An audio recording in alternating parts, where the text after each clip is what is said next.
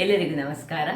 ಇವತ್ತು ಸೋಯಾ ಚಂಕ್ಸನ್ನು ಬಳಸಿ ಒಂದು ರುಚಿಕರವಾದ ಕರಾವಳಿ ಶೈಲಿಯ ಗ್ರೇವಿ, ಅಂದರೆ ನಾನು ಮಾಡುವ ರೀತಿಯಲ್ಲಿ ನಾನು ಮಾಡಿ ತೋರಿಸಲಿದ್ದೇನೆ. ಬಹಳ ರುಚಿಕರವಾಗಿ ಬರ್ತದೆ. ದೋಸೆಗಾಗಲಿ, ಇಡ್ಲಿಗಾಗಲಿ, ಪುಲಾವಿಗೆ ಸಹ ಆಗ್ತದೆ, ಈವನ್ ಘೀ ರೈಸಿಗೆ ಸಹ ಬಹಳ ಉತ್ತಮ.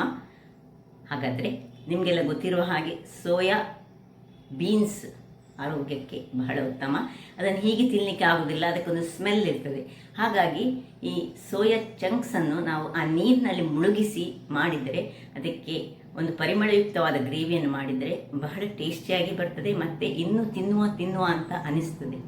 ಹಾಗಿರುವಾಗ ಯಾರೆಲ್ಲ ನನ್ನ ಚಾನಲನ್ನು ನೋಡ್ತಿದ್ದೀರಿ, ಯಾರೆಲ್ಲ ಇನ್ನೂ ಸಬ್ಸ್ಕ್ರೈಬ್ ಮಾಡಿಲ್ಲ, ದಯವಿಟ್ಟು ಸಬ್ಸ್ಕ್ರೈಬ್ ಮಾಡಿ ಸಪೋರ್ಟ್ ಮಾಡಿ ಅಂತ ಹೇಳುತ್ತಾ ಬನ್ನಿ ಈ ಒಂದು ರುಚಿಕರವಾದ ನನ್ನ ಶೈಲಿಯ ಸೋಯಾ ಚಂಕ್ಸಿಂದ ಮಾಡಿದಂತಹ ರುಚಿಕರವಾದ ಗ್ರೇವಿ ಹೇಗೆ ಮಾಡುವುದೆಂದು ನೋಡೋಣ.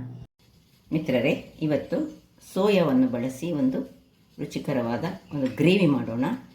ಇವತ್ತು ಪುಲಾವ್ ಉಂಟು. ಪುಲಾವ್ ತಿನ್ನಲಿಕ್ಕೆ ಒಂದು ಒಳ್ಳೆ ಗ್ರೇವಿ ಬೇಕು ನಮಗೆ, ಅಥವಾ ನಮಗೆ ದೋಸಕ್ಕೆ ಸಹ ಆಗ್ತದೆ, ಯಾವುದಕ್ಕೆ ಸಹ ಆಗ್ತದೆ, ಊಟ ಮಾಡಲಿಕ್ಕೆ ಸಹ ಈ ಗ್ರೇವಿ ಬಹಳ ಚೆನ್ನಾಗಿ ಬರ್ತದೆ.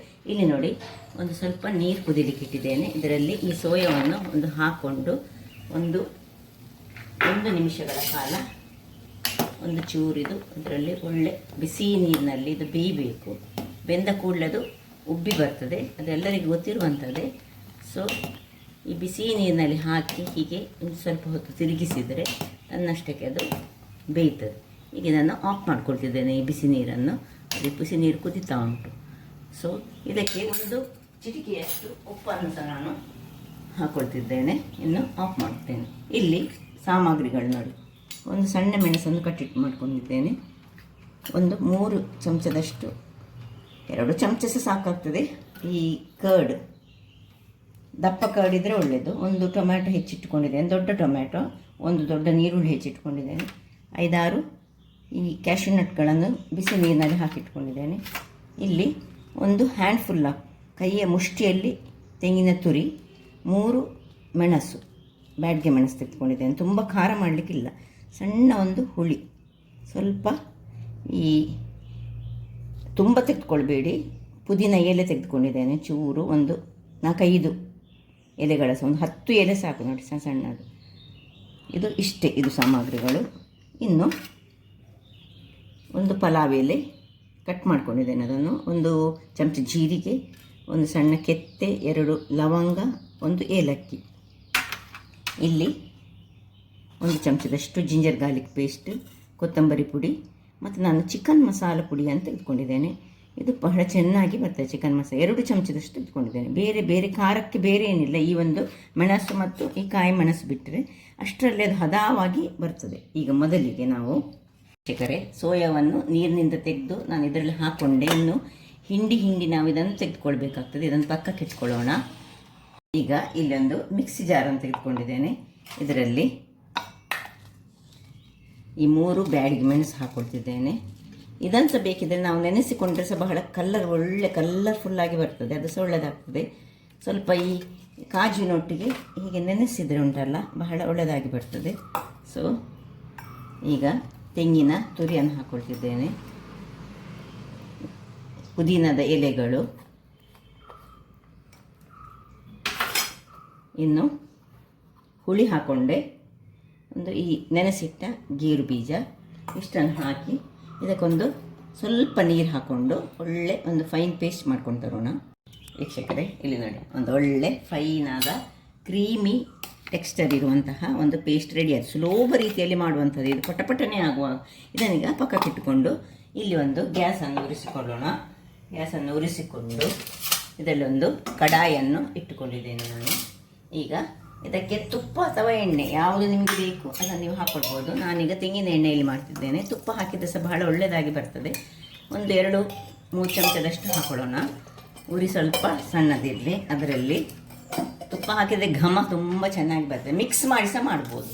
ಈಗ ಪಲಾವ್ ಎಲೆ, ಒಂದು ಸಣ್ಣ ಕೆತ್ತೆ, ಒಂದೇ ಒಂದು ಈ ಕಾಡಮನ್ ಏಲಕ್ಕಿ, 2 ಲವಂಗ ಮತ್ತು ಜೀರ, ಇಷ್ಟನ್ನು ಹಾಕ್ಕೊಂಡು ಸ್ವಲ್ಪ ಅದು ಜೀರ ಒಡೀಲಿ.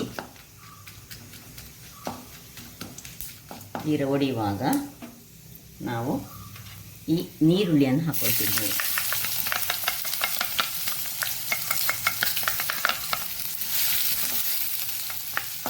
ಈರುಳ್ಳಿ ಇದರಲ್ಲಿ ಸ್ವಲ್ಪ ಬಾಡಿಕೊಳ್ಳಿ.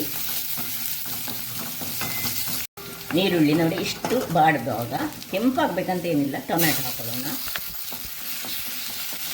ಈಗ ಟೊಮೆಟೊ ಹಾಕಿದ ಕೂಡಲೇ ಇದನ್ನು ಸ್ವಲ್ಪ ಹೀಗೆ ತಿರುಗಿಸಿಕೊಂಡ ಕೂಡಲೇ ಸ್ವಲ್ಪ ಉಪ್ಪನ್ನು ಇದಕ್ಕೆ ಹಾಕೊಳ್ಳೋಣ. ಸ್ವಲ್ಪ ಪಕ್ಕ ಇದು ಸಾಫ್ಟ್ ಹಾಕ್ಕೊಳ್ಳಿ ಹೇಳಿ. ಅದರೊಟ್ಟಿಗೆ ಕಾಯಿ ಮೆಣಸು 1 ಅಥವಾ 2 ನಿಮಗೆ ಅದು ಬೇಕಿದ್ದಷ್ಟು ಖಾರಕ್ಕೆ ತಕ್ಕ ಹಾಗೆ ನಾನು 1 ಕಾಯಿ ಮೆಣಸನ್ನು ಸಣ್ಣದಾಗಿ ಹೆಚ್ಚಿಸ್ಕೊಂಡಿದ್ದೇನೆ. ಹೀಗೆ ಇದು ಸ್ವಲ್ಪ ಒಳ್ಳೆ ಸಾಫ್ಟ್ ಆಗಲಿ. ಹೀಗೆ ಸ್ವಲ್ಪ ಸಾಟೆ ಮಾಡ್ತಾ ಇಟ್ಕೊಳ್ಳೋಣ. ಅದು ಇಷ್ಟು ಸಾಫ್ಟ್ ಆಗುವಾಗ ಇದಕ್ಕೆ ಈ ಮೊಸರು ಏನು ನಾವು ಇಟ್ಟಿದ್ದೇವೆ 1-2-3 ಚಮಚದಷ್ಟು ಅದನ್ನು ಹಾಕೊಳ್ಳೋಣ. ಇದು ಗ್ರೇವಿ ತುಂಬ ಕ್ರೀಮಿಯಾಗಿ ಬರ್ತದೆ, ಬಹಳ ಒಳ್ಳೆಯದಾಗಿ ಬರ್ತದೆ. ಸೊ ಇಷ್ಟ ಆಗುವಾಗ ಇದನ್ನು ಮುಚ್ಚಳವನ್ನು ಮುಚ್ಚಿಕೊಂಡು ನಾವು 1-2 ನಿಮಿಷಗಳ ಕಾಲ ಬೇಯಿಸ್ಕೊಳ್ಳೋಣ. ವೀಕ್ಷಕರೇ, ಇಲ್ಲಿ ನೋಡಿ 2 ನಿಮಿಷಗಳ ಬಳಿಕ ಇದು ಮೊಸರಿನಲ್ಲಿ ಒಳ್ಳೆ ಹುಳಿ ಮೊಸರಾದರೆ ನಾವು ಹುಳಿಯನ್ನು ಹಾಕ್ಕೊಳ್ಬೇಕಂತ ಇಲ್ಲ. ಇದು ನನ್ನ ಫ್ರೆಶ್ ಮೊಸರು, ಹಾಗಾಗಿ ನಾನು ಚೂರು ಈ ಮಸಾಲೆಗೆ ಹುಳಿಯನ್ನು ಹಾಕ್ಕೊಂಡಿದ್ದೇನೆ. ಈಗ ಇದಕ್ಕೆ ಜಿಂಜರ್ ಗಾರ್ಲಿಕ್ ಪೇಸ್ಟನ್ನು ಹಾಕ್ಕೊಳ್ತಿದ್ದೇನೆ. ಇನ್ನು 1 ಚಮಚದಷ್ಟು ಕೊತ್ತಂಬರಿಯ ಪುಡಿ ಹಾಕ್ಕೊಂಡು ಒಳ್ಳೆ ಹೀಗೆ ತಿರುಗಿಸ್ಕೊಳ್ಬೇಕು. 2 ಚಮಚದಷ್ಟು ಚಿಕನ್ ಮಸಾಲ ಪುಡಿ. ಚಿಕನ್ ಮಸಾಲೆ ಪುಡಿ ಇರಲಿದೆ ಗರಂ ಮಸಾಲೆ ಪುಡಿ ಹಾಕ್ಕೊಳ್ಬೋದು, ಅದು ಮಾತ್ರ ಕಡಿಮೆ ಹಾಕ್ಕೊಳ್ಬೇಕಾಗ್ತದೆ. ಇದು ಇಷ್ಟು ಆಗುವಾಗ ಈ ಪೇಸ್ಟ್ ಏನು ನಾವು ಮಾಡಿದ್ದೇವೆ ನೋಡಿ, ಈ ಪೇಸ್ಟನ್ನು ಇದಕ್ಕೆ ಹಾಕೊಳ್ಳೋಣ. ಹಾಕ್ಕೊಂಡು ಇದನ್ನು ಚೆನ್ನಾಗಿ ತಿರುಗಿಸ್ಕೊಳ್ಬೇಕು. ಈ ಹೊತ್ತಿನಲ್ಲಿ ನಾನು 1 ಚಮಚದಷ್ಟು ತುಪ್ಪವನ್ನು ಇದಕ್ಕೆ ಮೇಲಿನಿಂದ ಹಾಕ್ಕೊಳ್ತಿದ್ದೇನೆ. ಇಲ್ಲಿ ಹಾಕಿದ್ದರ ಪರಿಮಳ ತುಂಬ ಚೆನ್ನಾಗಿ ಬರ್ತದೆ. ತುಪ್ಪ ಇದರಲ್ಲಿ ಒಳ್ಳೆ ಮಿಕ್ಸ್ ಆಗಿ ನೋಡಿ, ತುಪ್ಪ ಸೈಡ್ಸಲ್ಲಿ ಸ್ವಲ್ಪ ಬಿಡಲಿಕ್ಕೆ ಬರುವಾಗ ಉರಿ ಮಾತ್ರ ಸಣ್ಣದಲ್ಲಿ ಇಟ್ಕೊಳ್ಬೇಕು. ಇದಕ್ಕೆ ಇದರಲ್ಲಿ ಇದು ಫ್ರೈ ಆಯಿತು. ಈಗ ಇದಕ್ಕೆ ಈ ನಮ್ಮ ಮಿಕ್ಸಿಗೆ ಸ್ವಲ್ಪ ನೀರನ್ನು ಹಾಕೊಳ್ಳೋಣ. ನೀರನ್ನು ಹಾಕ್ಕೊಂಡು ಸ್ವಲ್ಪ ನೀರನ್ನು ಅದಕ್ಕೆ ಹಾಕ್ಕೊಳ್ತಿದ್ದೇನೆ. ಹಾಕ್ಕೊಂಡು ಒಳ್ಳೆ ಮಿಕ್ಸ್ ಕೊಡೋಣ.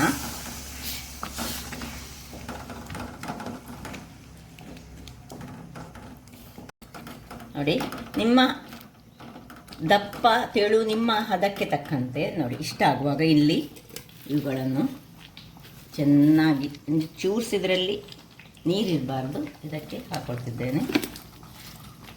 ಎಲ್ಲವನ್ನು ಹೀಗೆ ಹಿಂಡಿ ಹಾಕ್ತೇನೆ. ಇದರಲ್ಲಿ ನೀರಿನ ಅಂಶ ಸ್ವಲ್ಪ ಸಹ ಇರಬಾರ್ದು ನೋಡಿ. ಕೊನೆಯದಾದನ್ನು ಹೀಗೆ ನೋಡಿ ಹೀಗೆ ಹಿಂಡಿಕೊಳ್ಬೇಕು. ಇಲ್ಲೀಗ ದಪ್ಪ ತೆಳು ನಾನು ಹೇಳಿದೆ ಆಗಲೇ ನಿಮಗೆ ಹೇಗೆ ಬೇಕು ಹೇಳಿ. ಸ್ವಲ್ಪ ದಪ್ಪ ಆಯಿತು ಇದು. ಇದಕ್ಕೆ ಸ್ವಲ್ಪ ನೀರನ್ನು ಹಾಕ್ಕೊಂಡು ಉಪ್ಪನ್ನೊಮ್ಮೆ ಚೆಕ್ ಮಾಡ್ಕೊಳ್ಳೋಣ. ಉಪ್ಪು ಕಡಿಮೆ ಇದ್ದರೆ ಉಪ್ಪು ಹಾಕ್ಕೊಳ್ಬೇಕು. ಸ್ವಲ್ಪ ಕಡಿಮೆ ಉಂಟು, ಸ್ವಲ್ಪ ಉಪ್ಪನ್ನು ಹಾಕ್ಕೊಳ್ತಿದ್ದೇನೆ. ಉಪ್ಪು ನಿಮ್ಮ ಇದಕ್ಕೆ ಇದು ಒಳ್ಳೆ ದಪ್ಪ ಆಗ್ತದೆ, ಅದರಿಂದಾಗಿ ಸ್ವಲ್ಪ ಆದಷ್ಟು ನೀರನ್ನು ಹಾಕ್ಕೊಂಡು ಈಗ ಒಂದು ಒಳ್ಳೆ ಕುದಿಬೇಕು ನಿಮಗೆ. ಇದು ಕುದಿಯುವ ತನಕ ಒಂದು ಬಿಟ್ಕೊಳ್ಳೋಣ. ವೀಕ್ಷಕರೇ, ಇಲ್ಲಿದು ಕುದೀತಾ ಉಂಟು ನೋಡಿ, ಕುದಿಲಿದು.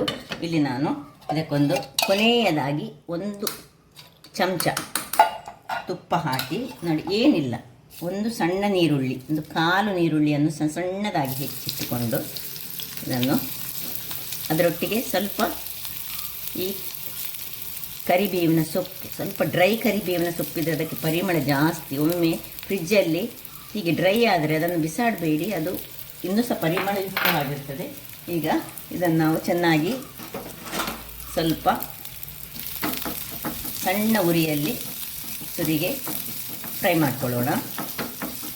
ನೋಡಿ, ಇಷ್ಟು ಫ್ರೈ ಆಗುವಾಗ ಇದಕ್ಕೆ ಈ ಕರಿಬೇವಿನ ಸೊಪ್ಪನ್ನು ಕೈಯಲ್ಲಿ ಪುಡಿ ಮಾಡಿ ಹಾಕಿದರೆ ಸಾಕ್ತದೆ, ಅಥವಾ ನೋಡಿ ಹೀಗಿದ್ದರೆ ಸಾಕ್ತದೆ, ಪರಿಮಳವಾಗಿ ಬರ್ತದೆ. ಸ್ವಲ್ಪ ಒಳ್ಳೆ ಫ್ರೈ ಆಗಬೇಕು. ಈಗ ಒಂಚೂರು ಉರಿಯನ್ನು ದೊಡ್ಡದು ಮಾಡಿದ್ದೇನೆ. ಇಲ್ಲಿ ಇದು ಆಯಿತು. ಇದನ್ನೀಗ ಆಫ್ ಮಾಡ್ಕೊಳ್ತಿದ್ದೇನೆ. ಇನ್ನು ಈ ಒಂದು ಏನು ಒಗ್ಗರಣೆ, ಈರುಳ್ಳಿಯ ಒಗ್ಗರಣೆ ಉಂಟು, ಅದನ್ನು ಇದಕ್ಕೆ ಶಿಫ್ಟ್ ಮಾಡೋದು. ಇದು ನೋಡಿ, ಇಷ್ಟು ಬ್ರೌನ್ ಆಗುವಾಗ ನೀರುಳ್ಳಿ ನೋಡಿ ಪರಿಮಳ ಆಗ್ತದೆ. ಇದನ್ನು ತೆಗೆದು ಇದಕ್ಕೆ ನಾವು ಶಿಫ್ಟ್ ಮಾಡ್ಕೊತಿದ್ದೇನೆ ನಾನು. ಆಯಿತು, ರುಚಿಯಾದ ಒಂದು ಸೋಯಾದ ಗ್ರೇವಿ ರೆಡಿ ಆಯಿತು. ಅನ್ನದೊಟ್ಟಿಗೆ ಸಹ ಆಗ್ತದೆ, ಯಾವುದರೊಟ್ಟಿಗೆ ಸಹ ತಿನ್ನಲಿಕ್ಕೆ ಇದು ಬಹಳ ರುಚಿಕರ. ಇನ್ನು ಸರ್ವ್ ಮಾಡೋಣ. ವೀಕ್ಷಕರೇ ನೋಡಿ, ಘಮಘಮಿಸುವ ಸೋಯಾದ ಗ್ರೇವಿ ರೆಡಿ ಆಯಿತು. ಇದನ್ನೀಗ ಸರ್ವ್ ಮಾಡೋಣ. ಪುಲಾವಿಗೆ ಆಗ್ತದೆ, ಇಡ್ಲಿಗೆ ಆಗ್ತದೆ, ದೋಸೆಗೆ, ಯಾವುದಕ್ಕೆ ಸಹ ಇದು ಸೈ ಎನಿಸುವಂಥದ್ದು, ಬಹಳ ಚೆನ್ನಾಗಿ ಬರ್ತದೆ, ಆರೋಗ್ಯಕ್ಕೆ ಭರಿತವಾದುದು. ಅದರಿಂದಾಗಿ ಮಕ್ಕಳಿಗೆ ಸ್ವಲ್ಪ ಹೆಚ್ಚು ಮಾಡಿಕೊಡಿ.